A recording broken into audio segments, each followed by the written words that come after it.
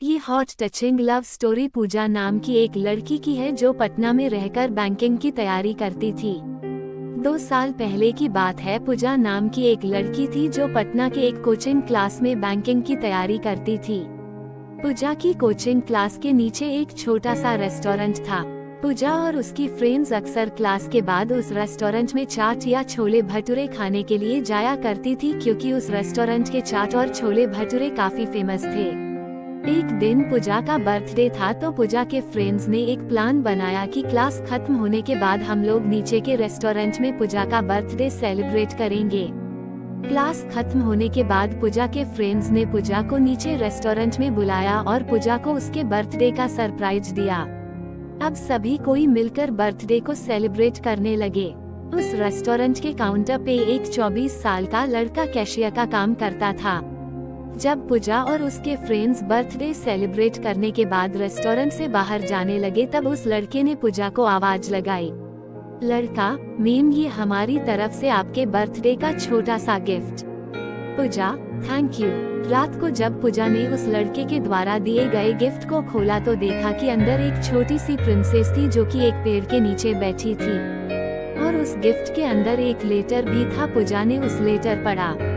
उसमें लिखा था, पूजा आप बहुत ही मासूम और प्यारी हो। जब भी आप रेस्टोरेंट में आती हो तो मेरी नजरें सिर्फ आपके चेहरे को ही देखती रहती है। आपकी मुस्कुराहट को देखकर मेरी भी चेहरे पे एक चमक आ जाती है। वैसे मेरा नाम रोहित है।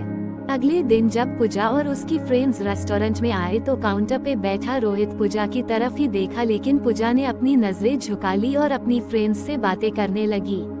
अब जब भी पूजा रेस्टोरेंट आती तो रोहित की तरफ एक झलक देखती और फिर उसे इग्नोर करने लगती, और इसी तरह कुछ बीत गए।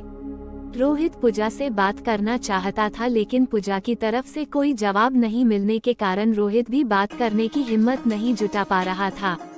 एक दिन जब क्लास के बाद पूजा रेस्टोरेंट आती है तो देखती है कि काउंटर पे रोहित की जगह कोई दूसरा लड़का बैठा है। पूजा सोचती है कि शायद रोहित का तबीयत खराब होगा, इसलिए वह आज काम पे नहीं आया। लेकिन देखते ही देखते एक सप्ताह बीत जाता है।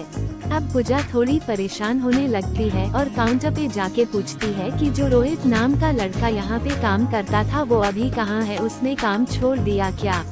काउंटर पे बैठा लड़का पूजा को कहता है कि नहीं रोहित भैया ने काम नहीं छोड़ा, मालिक ने उन्हें मार्केट वाले रेस्टोरेंट पे भेज दिया है। अगले दिन पूजा उस मार्केट वाले रेस्टोरेंट पे जाती है तो रोहित को देखकर उसके चेहरे पे एक मुस्कान दिखने लगती है। रोहित पूजा को देखकर तुरंत काउंटर से बाहर आता है और कहता, मैम आप यहाँ पे और आपके फ्रेंड्स नहीं आए? पूजा, नहीं, बात ऐसी है कि मैं कुछ काम से मार्केट आई थी और मुझे थोड़ी भूख भी लगी थी तो मैं यहाँ आ गई। रोहित, अच्छा किया मैम, आप बैठो, मैं आपके लिए कुछ लेकर आता हूँ। पूजा, आपका नाम रोहित है ना? रोहित, हाँ। पूजा, मुझे आपसे कुछ बातें करनी है, क्या आप कल मुझसे क्लास के बाद मिल सकते हो? रोहित, ठीक है मैम, कल मैं क्लास के बाद आपसे मिलूंगा। क्लास खत्म होने के बाद दोनों मिलते हैं। पूजा रोहित से कहती है कि देखो आप मुझे अच्छे लगते हो, लेकिन मैं इस प्यार में नहीं पड़ना चाहती, मुझे अपने पाए और करियर को देखना है। रोहित ने कहा, देखो मैम, मैं ऐसा कुछ नहीं करूँगा जिससे कि आपकी पाई को नुकसान हो, लेकिन मैं क्या करूँ, आपको देखते ही देखते मुझे कब आपसे प्यार हो गया मुझे पता भी नहीं चला। अब दिल चाहता है कि अपनी पूरी जिंदगी आपके साथ रहूं। पूजा रोहित की बात सुनकर वहां से चली जाती है।